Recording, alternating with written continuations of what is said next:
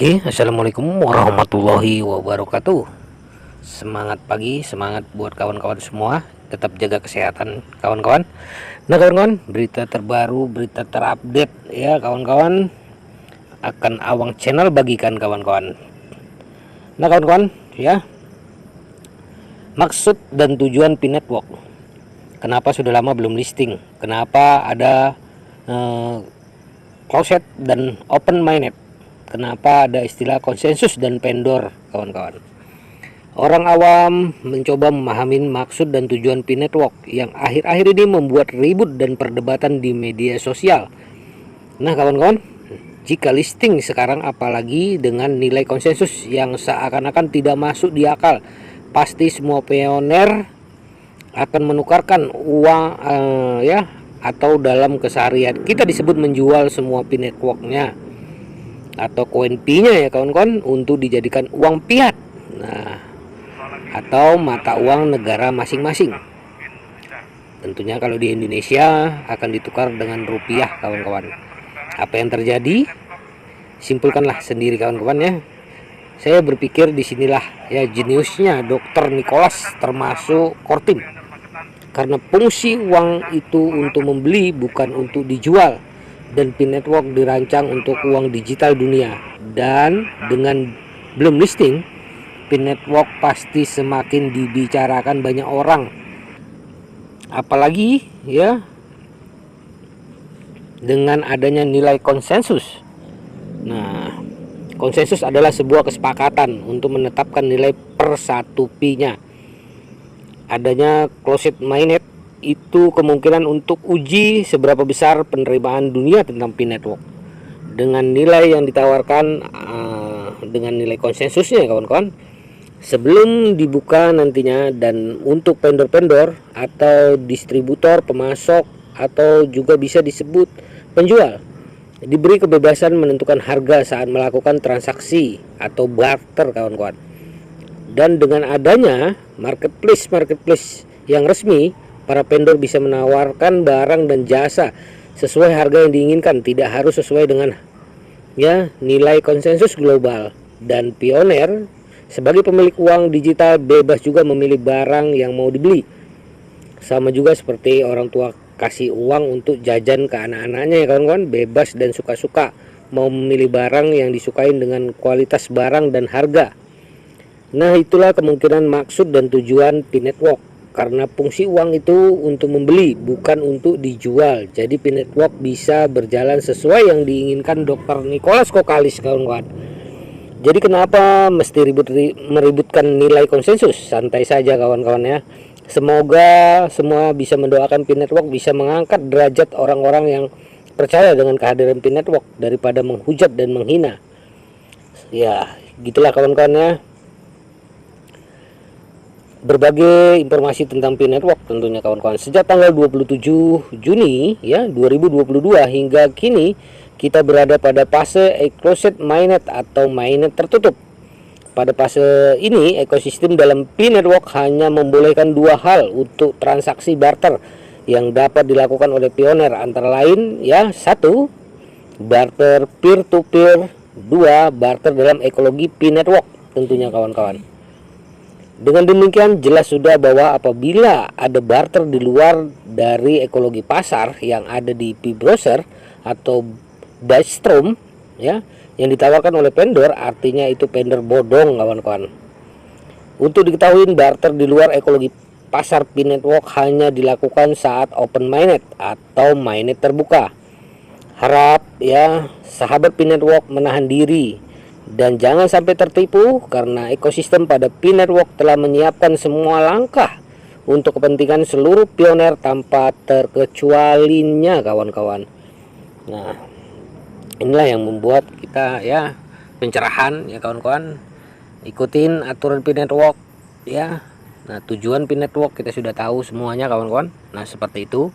Dan ya jangan lagi ya kawan-kawan mau ditipu-tipu dan koinnya diserok habis, kawan-kawan. Nah, diperkirakan memang setelah ya ini tim lagi bekerja untuk mengejarkan KIC massal tentunya, kawan-kawan ya. Nah, begitulah ya Baru-baru ini sejak peluncuran KIC, popularitas konstruksi ekologis Pi Network sangat tinggi. Komunitas besar di seluruh dunia menyelenggarakan kegiatan ekologi dan ekosistem ya kawan-kawan. Nah, seperti itu konsensus offline ya.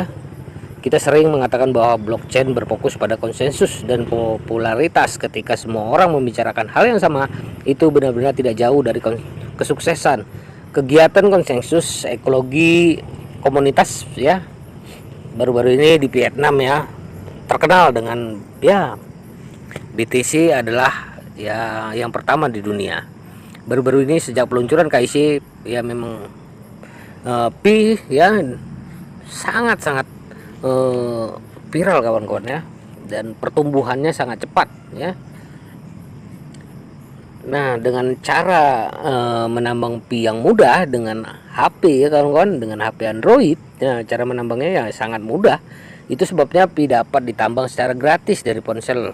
Nah, logika dibaliknya adalah hal ini. Ketika ratusan juta orang menggunakan ponsel mereka untuk menambang Pi, itu akan benar-benar mewakili bentuk uang yang terdesentralisasi. Mereka akan dapat mengirim Pi ke siapa saja di mana saja di seluruh dunia tentunya kawan-kawannya. Keuntungan Pi adalah tidak hanya tercermin dalam kecepatan pembayaran, tetapi juga dalam teknologi yang mendasarinya.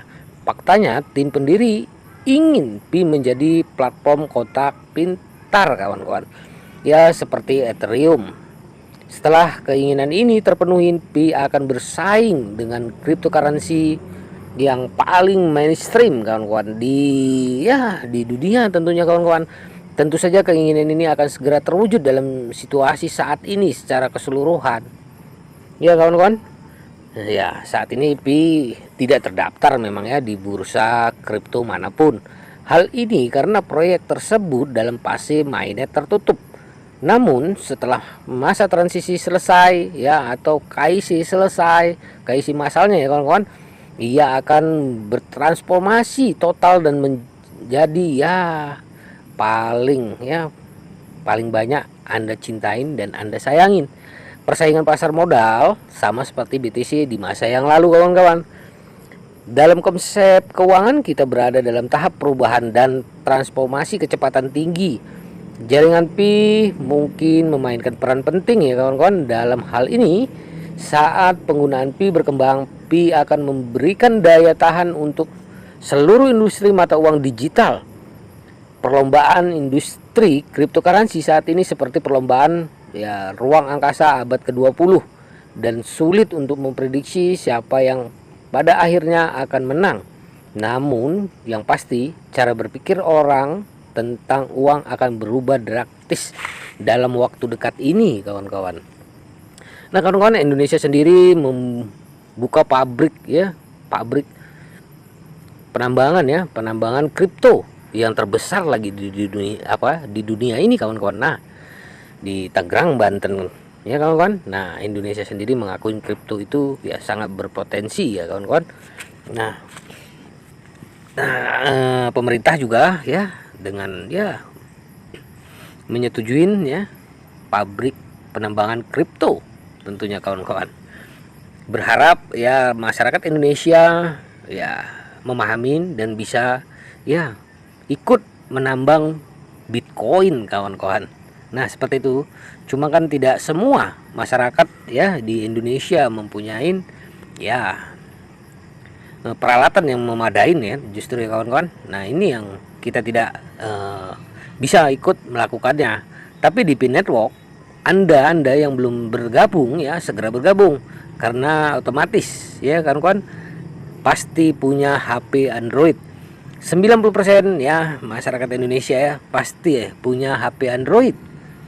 Ya hanya tinggal 10% saja yang tidak mempunyai HP Android, karena HP Android ya kebutuhan ya buat belajar ya anak sekolah ya kawan-kawan, karena diwajibkan sekali kita memakai HP Android untuk sekolah ini. Nah ini makanya kesempatan buat yang lain yang belum ikut di Pi Network segera bergabung. Ya menurut berita yang relevan, jaringan Pi kemungkinan akan mengantar jaringan utama resmi pada tahun ini setelah mainnet ditayangkan. Ini akan berinteraksi dengan semua cryptocurrency dan blockchain dengan komunitas yang tersebar paling luas di dunia ya, dengan 240 negara ya, populasi penggunaan yang besar dan aplikasi ekologi yang kaya. PC Bitcoin telah terwujud satu persatu kawan-kawan. Nah, ini sebagai pencerahan buat kita semua ya kawan-kawan. Nah, semoga kita semakin semangat ya, semakin bergairah kawan-kawan, dan ya satu langkah lagi impian Anda akan menjadi sebuah kenyataan. Oke lah kawan-kawan, sampai di sini dulu. Tetap dukung channel ini. Oke. Wassalamualaikum warahmatullahi wabarakatuh.